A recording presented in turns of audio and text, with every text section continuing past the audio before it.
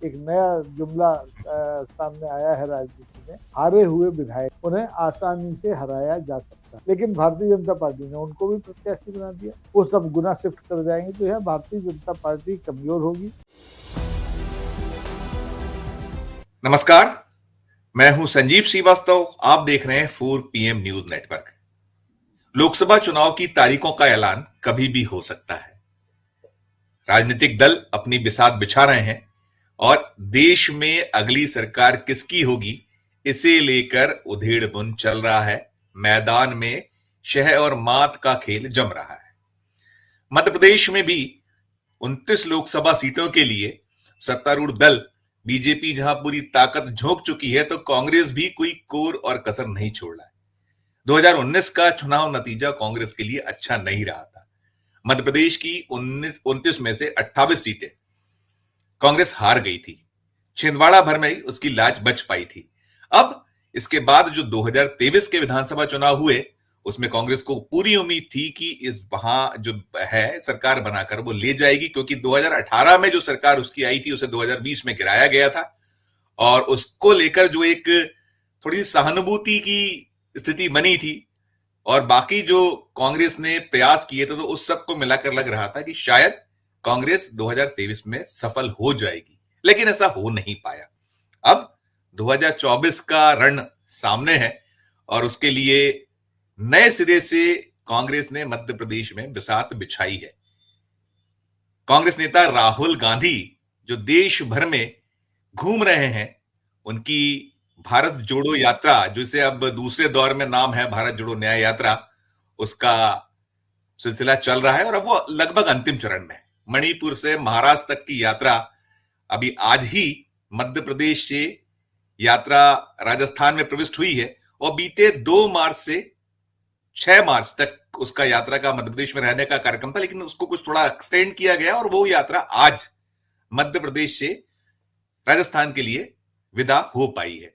राहुल गांधी ने 2 मार्च से 6 मार्च तक जो प्रयास मध्य प्रदेश में किए, उन्होंने एक जो कोशिश की कि ग्वालियर चंबल संभाग, जहां तमाम प्रतिकूल हालातों के बावजूद विधानसभा में सफलता मिली, और उसके साथ साथ कुछ जो दूसरे इलाके हैं उन्हें टच किया। वैसे तो पूरा मध्य प्रदेश ही कांग्रेस की वापसी के प्रयासों में राहुल गांधी का भी प्रयास है और साथ साथ दल का तो प्रयास है ही।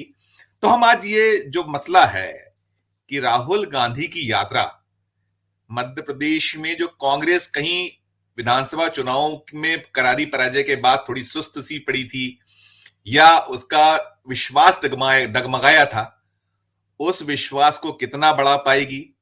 पिछला जो मध्य प्रदेश में चुनावी इतिहास है, खासकर लोकसभा का, ना केवल 2019 बल्कि 2014 में भी हालात कुछ खास नहीं रहे थे। 27-2 पे मुकाबला खत्म हुआ था। उसके पहले की भी जो हम जाएं तो लगभग एक 2009 ऐसा साल रहा था जब कांग्रेस 12 सीटें ला पाने में सफल हुई थी। उसके पहले का भी चुनाव ठीक नहीं रहा था। तो हम इन्हीं सब विषय पर बातचीत करने के लिए चलते हैं। खास मेहमान जो हमारे साथ जुड़ गए हैं, मध्य प्रदेश के एक बहुत ही नामी ग्रामी जर्नलिस्ट श्री राकेश अचल जी, जिनका 4.5 दशक के लगभग का अनुभव है मध्य प्रदेश में पत्रकारिता के साथ साथ देश पर भी वे निगाह रखते हैं। अचल जी, आपका बहुत बहुत स्वागत है। मैं बात करूंगा जो राहुल जी की यात्रा मध्य प्रदेश से अभी गुजरी है, आज ही उसका यहां से राजस्थान की ओर बढ़ी है और वहां प्रवेश हो चुका है। तो 2 तारीख से और जो आज सुबह तक यात्रा थी, क्या देखते हैं और क्या पाते हैं कि कितना वो यहाँ जान फूंक पाई है। जो पिछला जो मैंने जिक्र किया कि चाहे वो 2019 हो और खासकर 2023 का जो एक नतीजे जो आए, तो पहली प्रतिक्रिया आपकी राकेश जी।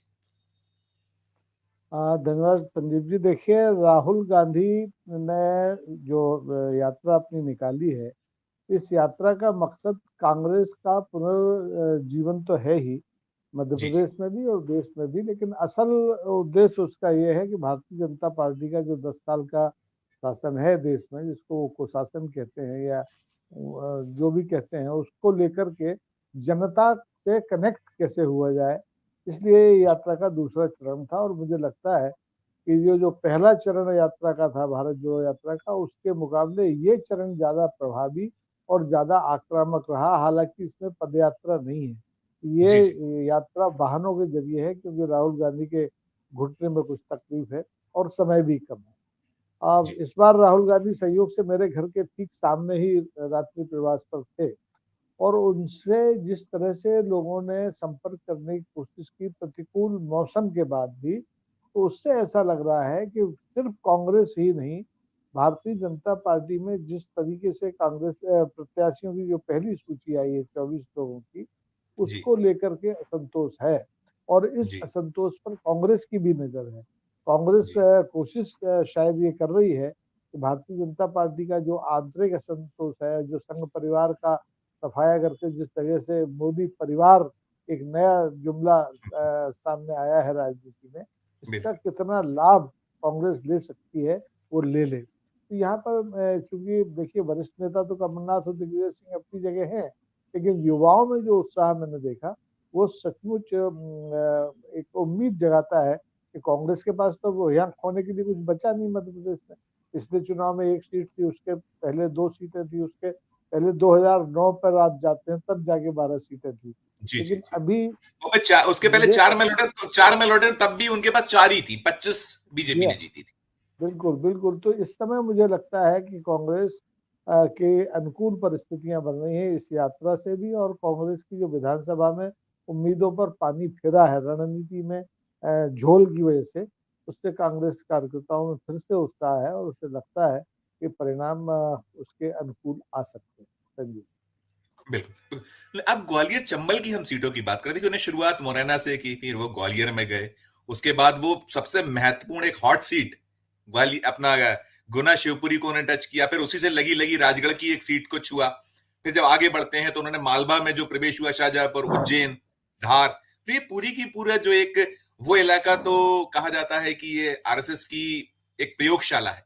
लेकिन हमें ग्वालियर चंबल की बात करें, क्योंकि विधानसभा चुनाव के नतीजों में भी 16 सीटें वहां मिली हैं 66 में, तो क्या वो उत्साह भी और साथ साथ कुछ क्या संभावनाएं दिखती हैं? उसको आप कैसे देखते हैं? क्योंकि अब चुनाव तो सीटों में कितना तब्दील होता है उस पर निर्भर करता है, आपकी जो भी मेहनत है उससे आकी जाती है, और आकी जाना भी चाहिए। राजनीति उसी का नाम है कि आप अंततः जो कर रहे हैं, तो आप या तो विधानसभा या लोकसभा जो भी हैं हमारे, उसमें क्या आप वहां सफलता पा पाए। तो उस परिप्रेक्ष्य में आप कैसे देख रहे हैं, एक तो आपका ग्वालियर चंबल की जो सीट है उसका थोड़ा सा, और फिर आगे हम बढ़ते हैं तो उस पर राकेश जी। संजीव जी, देखिए ग्वालियर चंबल संभाग ने हमेशा से मध्य प्रदेश की राजनीति को प्रभावित किया है। चाहे जो भी पार्टी रही हो, कांग्रेस रही हो तो उसको ताकत दी है, भारतीय जनता पार्टी रही हो तो उसको ताकत दी है, बगावत भी की है, कांग्रेस के खिलाफ बगावत की, कांग्रेस की सरकार गिराई। तो इस लिहाज से ग्वालियर चंबल संभाग कांग्रेस के लिए बहुत महत्वपूर्ण बन पड़ता है।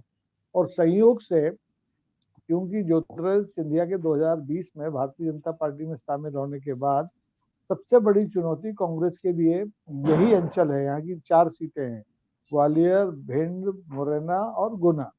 तो इन जी सीटों में आप देखेंगे कि इस बार की स्थितियां कुछ बदली हुई हैं। भारतीय जनता पार्टी ने मुरैना सीट से और खास तौर पर ग्वालियर सीट से जिन लोगों को प्रत्याशी बनाया हुआ है, वो भारतीय जनता पार्टी के हारे हुए विधायक हैं।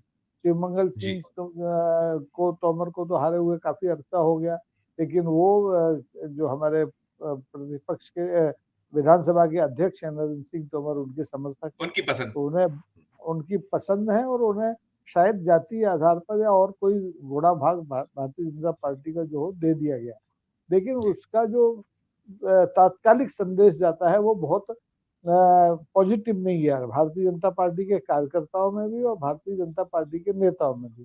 ठीक यही स्थिति बनती है ग्वालियर सीट पर। ग्वालियर सीट पर पिछला लोकसभा चुनाव जो है भारतीय जनता पार्टी के विवेक नारायण शेजवलकर ने जीता था। उनकी एक लंबी विरासत पॉलिटिक्स की है, उनके पिताजी भी लोकसभा के सदस्य रहे, राज्यसभा के सदस्य रहे, और पढ़े लिखे इंजीनियर आदमी है, 2 बार महापौर रहे। तो उनके विकल्प में पिछले ही दिनों विधानसभा चुनाव में जो भारत सिंह जी हैं मंत्री थे, उनको जनता ने ठुकरा दिया, उन्हें पराजित कर दिया।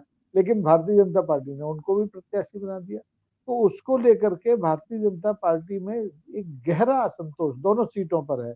और अब तो खबरें ये चल के आ रही हैं कि भारतीय जनता पार्टी के जो हमारे शीर्ष नेता और पूर्व प्रधानमंत्री होते थे अटल जी, अटल बिहारी वाजपेयी, उनके भांजे जो पूर्व में सांसद भी रहे हैं इसी मुरैना अनूप सीट से, मिश्रा। वो अब ग्वालियर से, अनूप मिश्रा, वो ग्वालियर से कांग्रेस के में जाकर के अपनी पार्टी के खिलाफ चुनाव लड़ने का मन बना रहे हैं।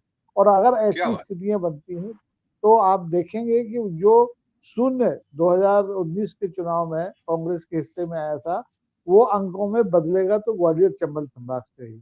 मुरैना और ग्वालियर की सीट के चुनाव परिणाम प्रत्याशी नहीं लड़ेंगे, निश्चित तौर पर मोदी के चेहरे पर लड़ा जाएगा, और मोदी का चेहरा कितना कामयाब होता है इन दो सीटों पर ये कहना अभी मुश्किल है।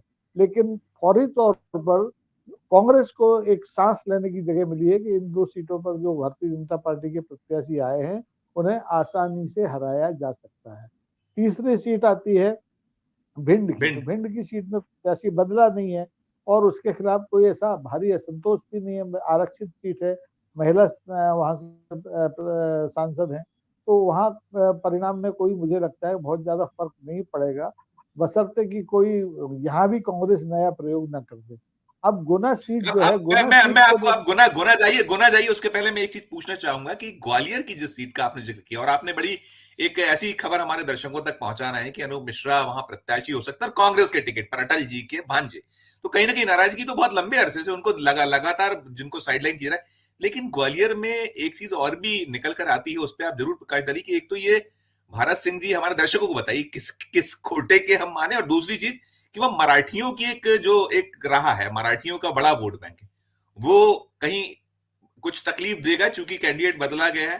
दोनों पर पहले, फिर मैं गुना। संजीव जी देखिए, भारत सिंह जी जो हैं ये भी नरेंद्र सिंह तोमर के समर्थक माने जाते हैं, माने क्या जाते हैं। उनकी कृपा से इनको विधानसभा का चुनाव में पहला टिकट मिला, दूसरा टिकट मिला, उसमें मंत्री बने। और इस बार कांग्रेस के एक प्रत्याशी ने जो गुर्जर समाज के हैं साहिब सिंह ने उन्हें बुरी तरह से पराजित किया।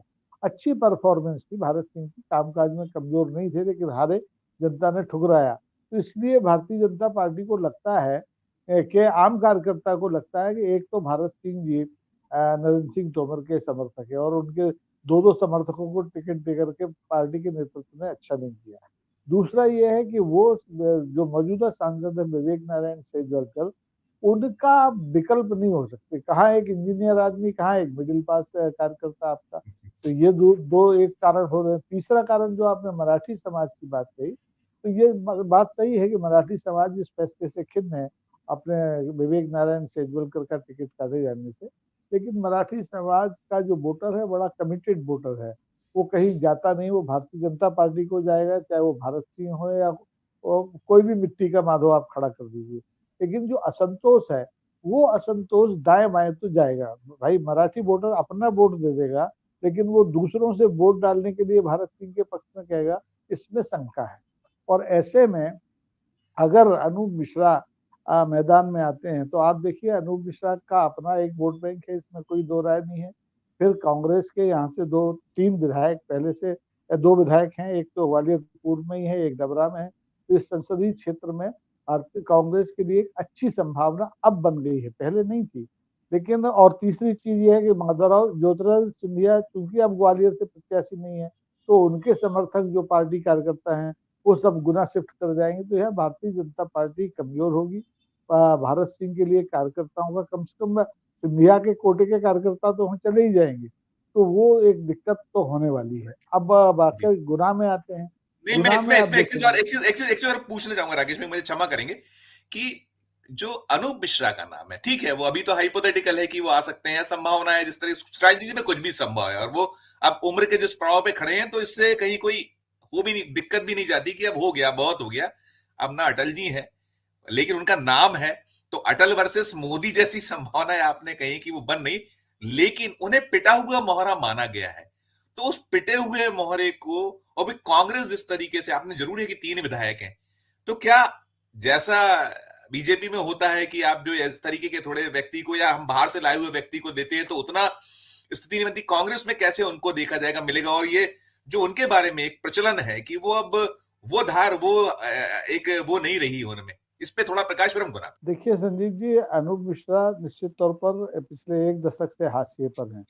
मध्य प्रदेश में शिवराज सिंह चौहान की सरकार में वो मंत्री रहे और एक मामला एक आया था, उसके बाद वो मंत्री पद से हटा दिए गए, हत्या का मामला था। जी जी उसके जी। बाद बेला गांव, पार्टी ने बेला अवसर गांव। दिया, जी, बाद में पार्टी ने उन्हें मौका दिया और गुना से सांसद मुरैना से सांसदगी जी बनाया, चुने भी गए। वो अपने पार्टी के टिकट भी थे और उनका अपना गणित था। लेकिन जो उनके तेवर हैं, लगातार जो वो वोकल नेता है, जमीन से जुड़े नेता है, वो जी तेवर ही उनके आड़े आए और उन्होंने संसदीय दल की बैठक में और संसद में भी कई बार कुछ इस तरह से आचरण किया जो पार्टी के वरिष्ठ नेता या जो इस समय पार्टी के भाग्य विधाता है, चाहे मोदी जी हो, चाहे शाह साहब हो, चाहे नड्डा जी हो, इन लोगों को अच्छा नहीं लगा और उन्होंने उन्हें शायद ये लगा कि अगर अनूप मिश्रा के पर न उतरे गए तो पार्टी में इस तरह से बोलने वाले लोगों की संख्या बढ़ जाएगी। तो अनूप मिश्रा को जानबूझकर हाशिए पर डाला गया, लेकिन उनका आधार है, उनका अनुभव है, उनके कनेक्शन है और जी ऐसे में कांग्रेस की स्थिति ये है कि कांग्रेस के पास एक अनार 100 बीमार की स्थिति नहीं है। यहाँ टिकट मांगने वालों की अब कमी है। एक दो ही अच्छा परिवार बचे हैं जो इस चुनाव पर टिकट लोकसभा का लड़ सकते हैं, पैसा खर्च कर सकते हैं। तो जी ऐसे में अगर अनूप मिश्रा कांग्रेस को घर बैठे मिल जाते हैं, वो अपनी सहमति देते हैं। मेरे सूत्र बताते हैं कि उनकी बातचीत हो गई है और वो जी किसी भी समय अपने कांग्रेस में शामिल होने की घोषणा कर सकते हैं। उन्होंने वाह, वक्तव्य भी दिया है कि कांग्रेस की तरफ से उन्हें ऐसा प्रस्ताव अगर आएगा तो वो उस पर विचार करेंगे, यानी वो मन से तैयार है। तो बिल्कुल ऐसी स्थिति में मुरैना सीट और ग्वालियर सीट तो अब अजय नहीं मानी जा सकती। ये फैसले यहाँ पर बदले जा सकते हैं, इसकी संभावनाएं बन गई हैं। तो जी अब हम फिर गुना पर आते हैं। जी गुना जी में स्थिति यह है कि भारतीय जनता पार्टी के अंदर के सूत्र ये कहते हैं कि माननीय ज्योतिरादित्य सिंधिया गुना से लड़ने के बिल्कुल मूड में नहीं थे।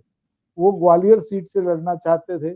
ग्वालियर में उन्होंने पिछले 2 साल में बहुत काम किया, संगठन के स्तर पर बैठकें की, अपनी पैठ बनाई, प्रशासन में दखल रखा। ग्वालियर में 500 करोड़ रुपए की लागत से हवाई अड्डे का विस्तार किया, एक बहुत बड़ा प्रोजेक्ट था।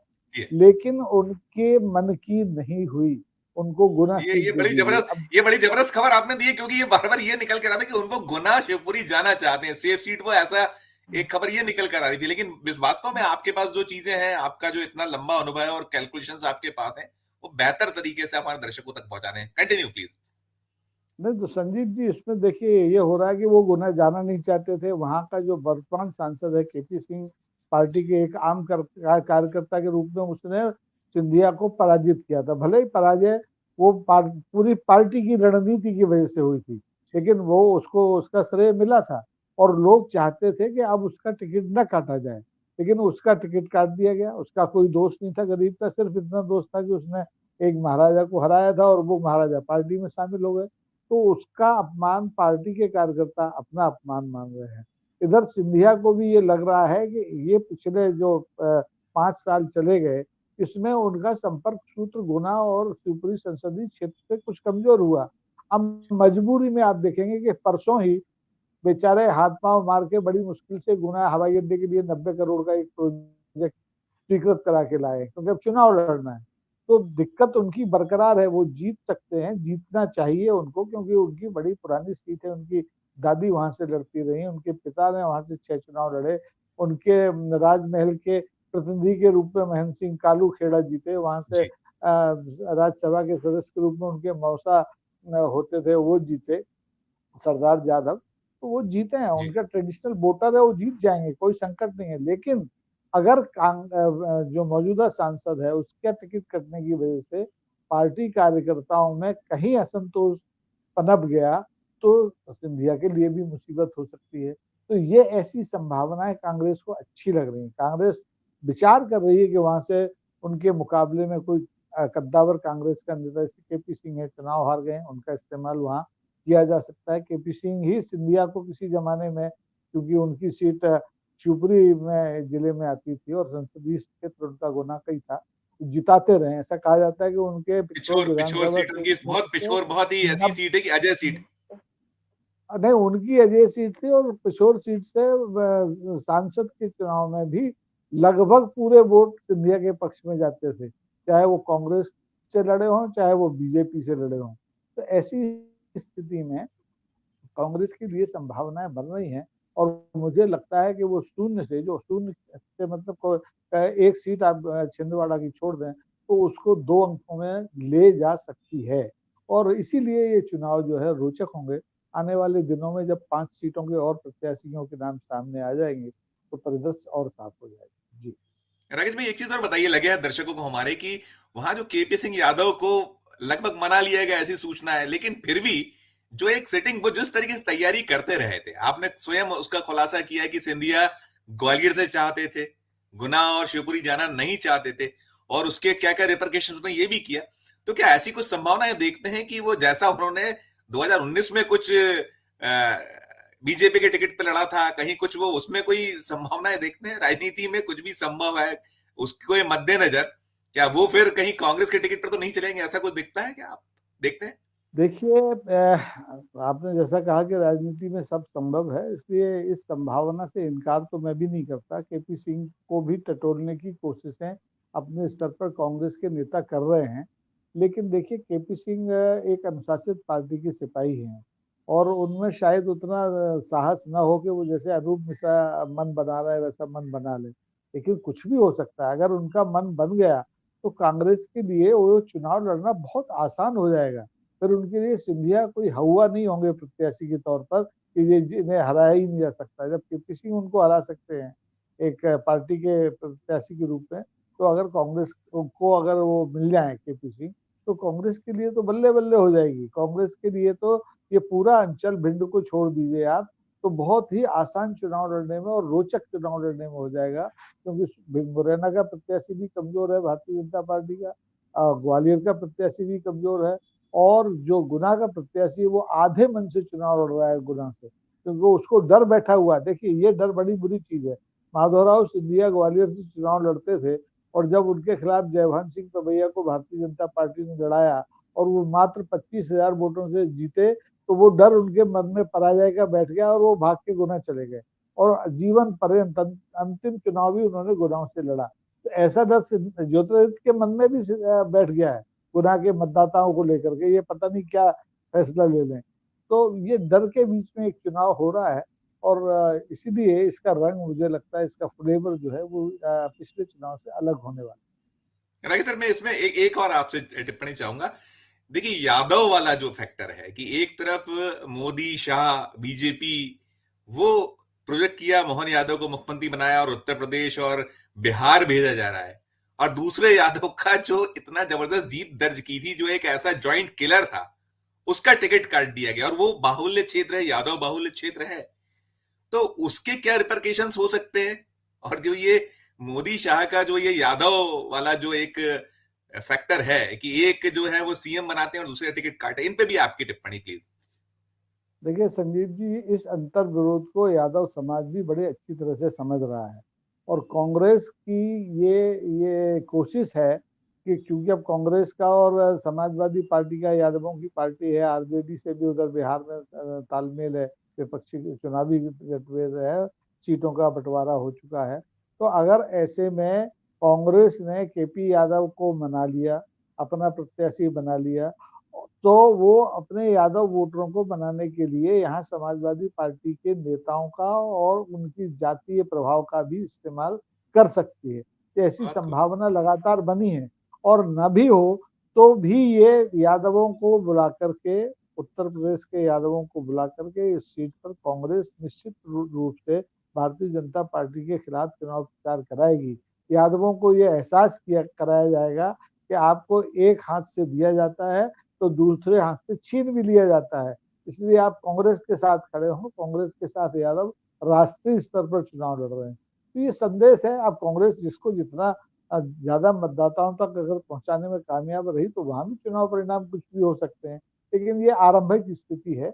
ये इन सारी संभावनाओं को देखते हुए ही मैं बार बार कहता हूँ कि ग्वालियर चंबल संभाग, जिसने कि 2020 में मध्य प्रदेश का और देश का राजनीतिक परिदृश्य बदला था, वो 2024 में भी कुछ न कुछ चौंकाने वाले परिणाम हमें देगी। बिल्कुल बिल्कुल। अंतिम सवाल कि एक तो जो आपने बहुत सारी चीजें स्पष्ट करी थी कि राहुल गांधी की यात्रा रंग लाई है, ये निकल कर आता है कि उन्होंने जो है जान फूकने का प्रयास किया है, उससे कहीं बात बनी है।